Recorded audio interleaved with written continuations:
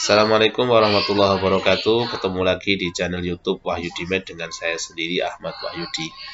Pada video kali ini kita akan belajar tentang teorema Pythagoras. Nah, untuk mengawali kita bahas terlebih dahulu apa itu teorema dan apa itu Pythagoras. Teorema adalah pernyataan atau pendapat dari seorang yang bernama seorang ilmuwan matematika yang bernama Pythagoras tentang segitiga siku-siku. Nah, bagaimana isi pernyataan dari Pythagoras tersebut terkait segitiga siku-siku dan apa penggunaannya serta bagaimana apa saja yang ada dalam teorema Pythagoras itu, mari akan kita bahas pada video kali ini. Ada 3 poin yang akan kita bahas ya. Yang pertama adalah teorema Pythagoras pada segitiga. Yang kedua adalah penggunaan dari teorema Pythagoras tersebut. Yang ketiga, perbandingan panjang sisi-sisi pada segitiga siku-siku. Oke, kita mulai dari poin yang pertama, yaitu teorema Pythagoras pada segitiga, di mana ada 4 poin yang akan kita bahas. Untuk yang pertama, teorema Pythagoras pada segitiga siku-siku, kebalikan teorema Pythagoras, 3 triple Pythagoras, dan 4 jenis segitiga. Oke, yang pertama adalah teorema Pythagoras pada segitiga siku-siku. Nah, inilah yang disebut dengan teorema dari Pythagoras, dari seorang ilmuwan yang bernama Pythagoras. Menurut Pythagoras, pada segitiga siku-siku ABC berlaku kuadrat sisi miring pada segitiga siku-siku sama dengan jumlah kuadrat kedua sisi siku-sikunya. Nah, ya. Jadi pernyataan dari Pythagoras ini adalah kuadrat sisi miring atau disebut dengan hipotenusa, di sisi miring ya. Sisi miring pada segitiga siku-siku sama dengan jumlah kuadrat kedua sisi siku-sikunya. Nah, perhatikan gambar segitiga siku-siku berikut. Ini ada segitiga siku-siku A, B, C ya. Siku-siku di C. Kemudian sisi di depan sudut C kita kasih nama C kecil, sudut di depan sudut B kita kasih nama B kecil, sudut di depan sudut A kita kasih nama A kecil. Berdasarkan teorema Pythagoras, dapat kita tulis bahwa AB kuadrat sisi miring ya, sama dengan BC kuadrat ditambah AC kuadrat, atau C kuadrat sama dengan A kuadrat ditambah B kuadrat. Nah, dari persamaan ini juga bisa kita turunkan menjadi beberapa formula.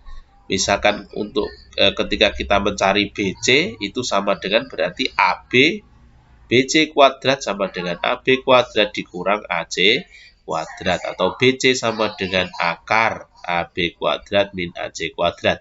Kuadratnya hilang, pindah ke kanan menjadi akar. Demikian juga AC kuadrat sama dengan AB kuadrat dikurang BC kuadrat, atau AC sama dengan akar AB kuadrat dikurang BC kuadrat. Nah, kemudian kita masuk ke contoh soal. Tentukan panjang sisi AC pada segitiga bangun berikut. AC ini adalah sisi miring pada segitiga siku-siku ABC.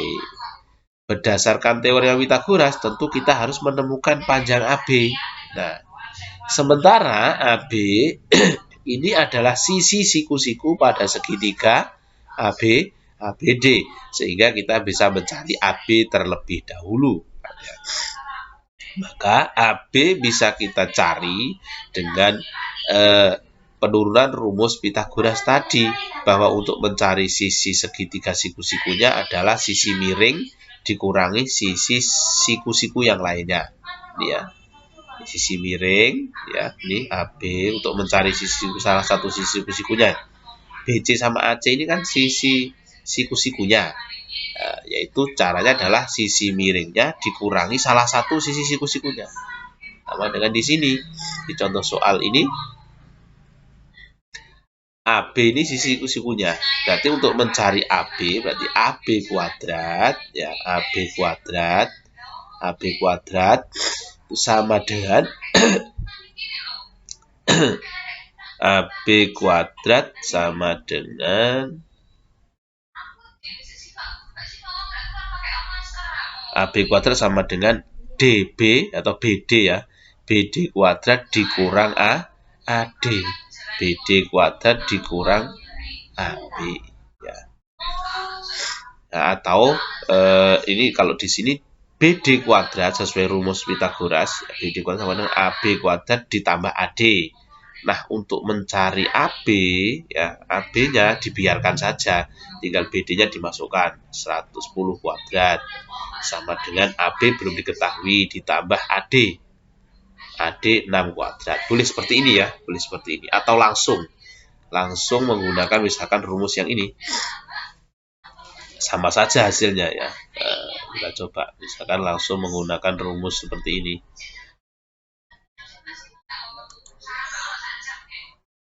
AB kuadrat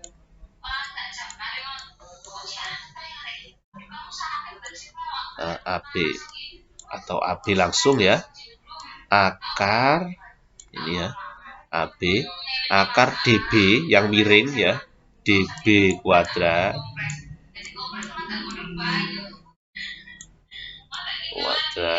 dikurangi dengan AD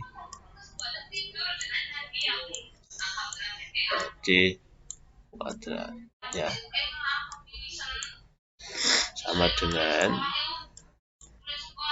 akar DB-nya 10 kuadrat ya, 10 kuadrat dikurang dengan 6 kuadrat.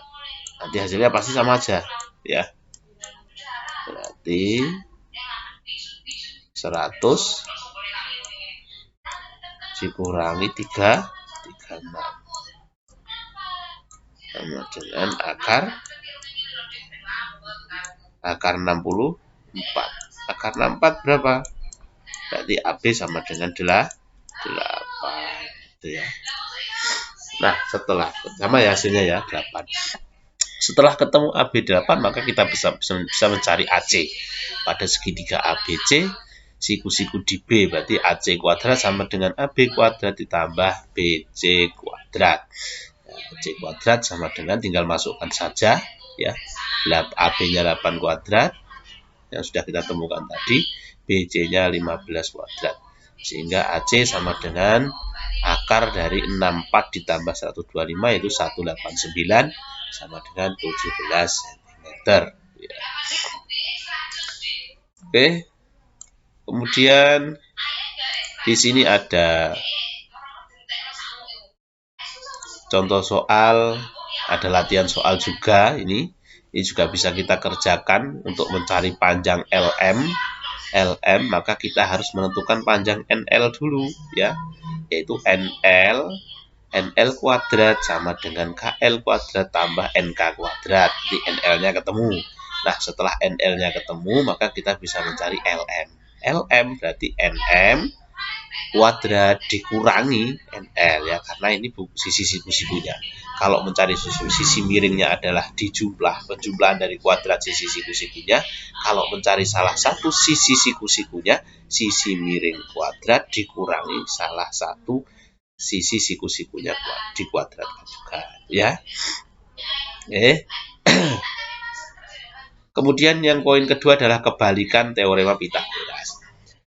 Kalau teorema Pythagoras tadi menyatakan bahwa segitiga siku-siku sudah diketahui ini ya. Pada segitiga siku-siku berlaku kuadrat sisi miring itu sama dengan jumlah kuadrat sisi siku-sikunya.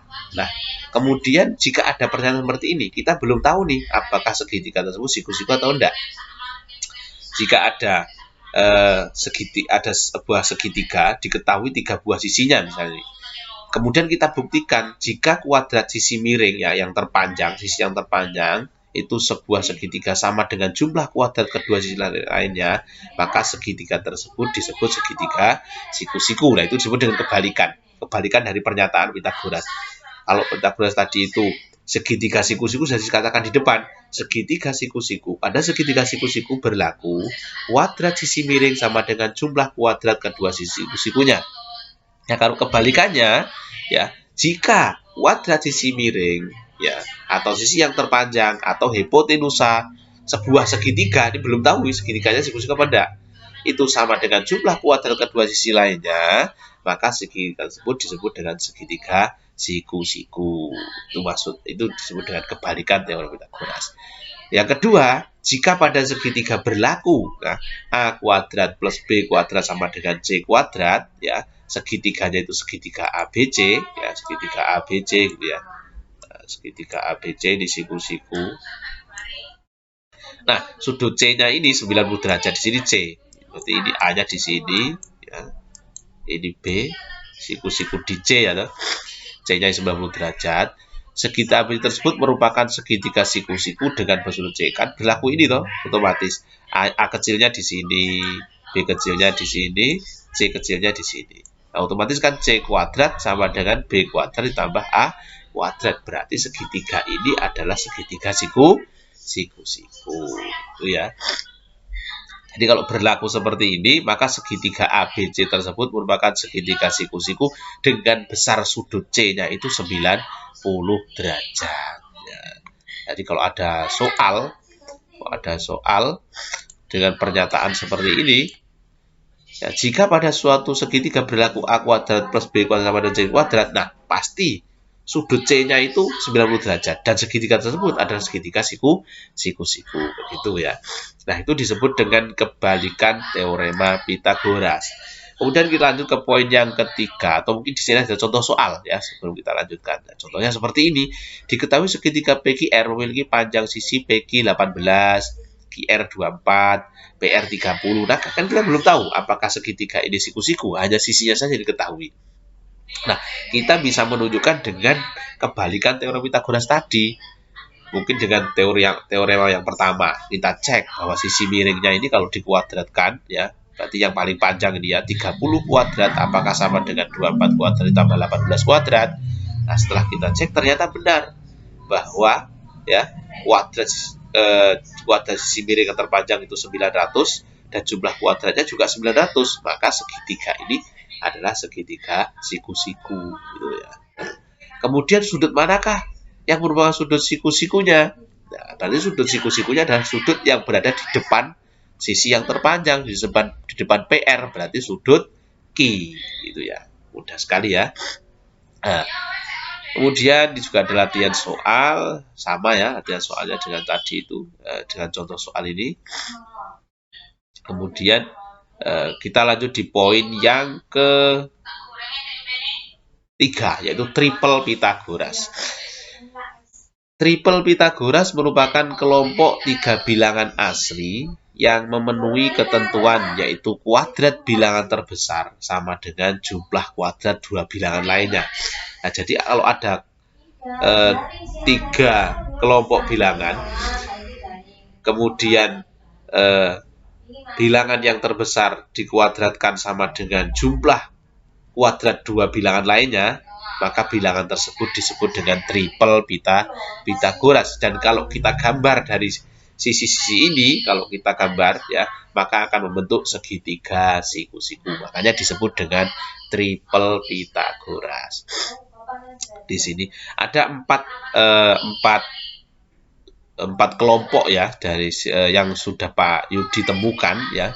Kelompok triple Pythagoras ada 4, mungkin ada yang lain bisa nanti anak-anak temukan sendiri. Ya, jadi ada 4 kelompok triple Pythagoras. Yang pertama 3, 4, 5 dan kelipatannya. Ini juga termasuk masih kelompok 3, 4, 5 karena 6, 8, 12 tuh 6, 8 oh iya betul 6, 8, 12. Nah, ini kelompok pertama 3, 4, 5. Kemudian nanti ada lagi. Kalau ini bukan ini. Nah, 3, 4, 5 ini dan kelipatannya ini juga berlaku triple Pythagoras. Maksudnya kelipatannya berarti 6, 8, 10, ini kan juga triple Pitagoras. Nanti kelipatannya lagi, misalkan kelipatan 3, 6 ya. Kemudian 9, 12, 15, ini juga triple Pitagoras. Jadi kalau dibuktikan, misalkan nanti ada segitiga siku-siku ya, kemudian diketahui sisi miringnya 5 gitu ya, maka sudah otomatis kedua sisi siku-sikunya ini adalah 3 dan 4 ya, karena memenuhi triple Pitagoras. Demikian juga nanti kalau ada segitiga siku-siku lagi ya, kemudian diketahui salah satu sisinya ini 9 itu ya. Kemudian di sini 15, sudah otomatis sisi segitiga yang satunya ini adalah 12 tanpa menghitung karena sudah memenuhi triple Pitagoras. Jadi berlaku pada semua segitiga siku-siku itu triple Pitagoras. Nah, ada 3 jenis lagi yang termasuk ke dalam triple Pitagoras ya. Yang pertama tadi adalah 3, 4, 5 dan kelipatannya. Kemudian tipe yang kedua atau kelompok yang kedua adalah 5, 12, 13 dan kelipatannya juga. Jadi nanti kalau ada segitiga siku-siku, salah satu sisinya diketahui saja, kita bisa menentukan sisi yang lain. Kalau dia termasuk dalam kelompok tipe triple Pitagoras ini ya. Kemudian tipe yang ketiga 7, 24, 25. Kemudian tipe yang keempat 8, 15, 17 dan kelipatannya. Jadi ketika mengerjakan soal segitiga siku-siku untuk mengetahui sisi yang lainnya, kalau tadi kan kita perlu menghitung. Nah, dengan adanya triple Pitagoras ini, jika sisi-sisi segitiga siku-siku itu termasuk dalam triple Pitagoras ini, untuk menentukan sisi yang lain kita tanpa menghitung, asalkan kita hafal 4 tipe triple Pitagoras ini, yaitu 3, 4, 5, 5, 12, 13, 7, 24, 25, 8, 15, dan 17. Gitu ya. Nah, contoh saja, kita masuk ke contoh soal di sini. Contoh soal. Nah, ini contoh soalnya hanya untuk menyelidiki saja. Menyelidiki gampang sekali, tinggal kita buktikan bahwa 18 kuadrat itu sama dengan 8 kuadrat tambah 15 kuadrat, begitu bahwa kuadrat sisi yang terpanjang sama dengan jumlah kuadrat kedua bilangan yang lainnya. Jadi, gampang kalau ini ya. Contoh soal mungkin ada di buku paket kalian ya, atau di contoh soal yang lain itu mungkin kalian bisa menentukan. Contoh yang tadi aja lah. Kita scroll ke atas ya. Kita ulangi. Nah, ini 16, 12. Ini kan termasuk kelipatan dari triple Pitagoras 3, 4, 5. Ini yang segitiga KLN. KLN ini kan termasuk dari triple Pitagoras 3, 4, 5 ya kelipatannya. Ini kan 3 kali 4, 12. 4 kali 4, 16. Otomatis ini adalah 5 kali 4 sisi miring. Ini pasti 20. Nah, ini juga segitiga NLM, ini juga termasuk dari kelipatan 3, 4, 5. Karena sisi miringnya ini 5 kalinya ya. 5 kali 5, 25. Ini 4 kali 5, 20. Berarti sini LM itu 3 kali 5, yaitu 15. Nah, begitu mudahnya ketika kita bisa menghafal 4 tipe triple Pitagoras, kita bisa menyelesaikan sisi-sisi pada segitiga siku-siku tanpa kita menghitung. Ya, tanpa kita menghitung menggunakan teorema Pitagoras, tapi kita cukup menghafal beberapa tipe dari triple Pitagoras. Pahamnya kira-kira? Oke, kita lanjutkan di pembahasan yang terakhir di poin yang A ini ya, yaitu jenis segitiga. Jenis segitiga. Dulu ketika kita mungkin di SD ya, sudah kita pelajari bahwa jenis segitiga itu dikelompokkan kan menjadi ada 2 ya, berdasarkan sisinya dan berdasarkan sudutnya. Kalau segitiga berdasarkan sisi itu ada segitiga sama kaki, ada segitiga sama sisi, ada segitiga sembarang. Kemudian ada segitiga yang dikelompokkan berdasarkan sudutnya, ada segitiga lancip, tumpul, dan siku-siku. Nah, dengan ditemukannya teorema Pythagoras ini di SMP, kita bisa memasukkan bahwa segitiga siku-siku itu bisa dikelompokkan dalam jenis segitiga berdasarkan sisinya. Sehingga di sini ya jenis segitiga berdasarkan teorema Pythagoras itu disimpulkan ada 3. Ada 4 yang mungkin nanti bisa ditambahin lagi nih. Jika kuadrat sisi terpanjang sama dengan jumlah kuadrat kedua sisi lainnya, jenis segitiga tersebut adalah segitiga siku-siku. Ini sesuai teorema Pythagoras. Jika kuadrat sisi terpanjang lebih besar dari jumlah kuadrat kedua sisinya, jadi C-nya sisi miringnya itu lebih besar dari jumlah kuadrat kedua sisi siku-sikunya, atau jumlah bukan siku-sikunya ya, kedua sisi lainnya lah istilahnya, kan belum diketahui apakah segitiga itu siku-siku atau tidak. Maka jenis segitiga tersebut adalah tumpul. Misalkan ini kalau kita tulis ya, misalkan kita sepakati bahwa sisi miringnya itu C misalkan. Untuk yang A, ini berarti C kuadrat sama dengan A kuadrat ditambah B kuadrat. Ya. Nah, untuk yang B ini, maksudnya adalah sisi miring, misalnya sisi miring yang C. Jadi C kuadrat itu lebih besar dari A kuadrat, hasilnya itu ya, ketika dijumlah C kuadrat sama lebih besar dari A kuadrat tambah B kuadrat. Maka segitiga ini adalah segitiga tumpul.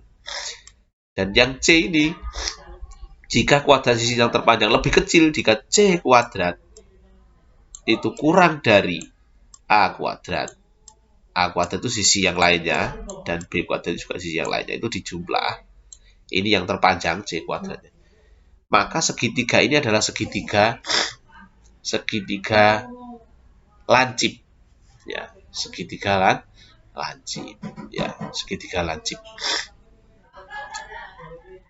Dari teori Pythagoras ini memunculkan definisi terbaru yang dulu kita hanya mengetahui bahwa kalau segitiga tumpul itu memiliki sudut yang lebih dari 90 derajat.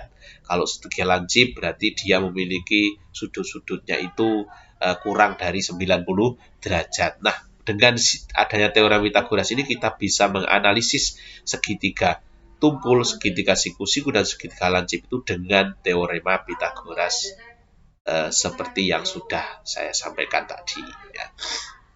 Kemudian kalau kita aplikasikan dalam sebuah contoh nih ya, sebuah contoh soal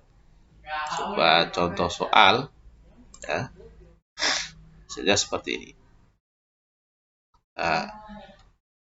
Contoh soal, tunjukkan jenis segitiga ABC dengan panjang sisi AB 4, 5, 6. Ini apakah segitiga siku-siku, apakah segitiga lancip, apakah segitiga tumpul? Kita tinggal ngecek saja sisi yang terpanjang kuadratnya, berarti 6 kuadrat sama dengan 36. Kemudian sisi yang terpendek ini kita kuadrat dan kita jumlah. Nah, hasilnya 41 ya. 16 kuadrat tambah 25, 41.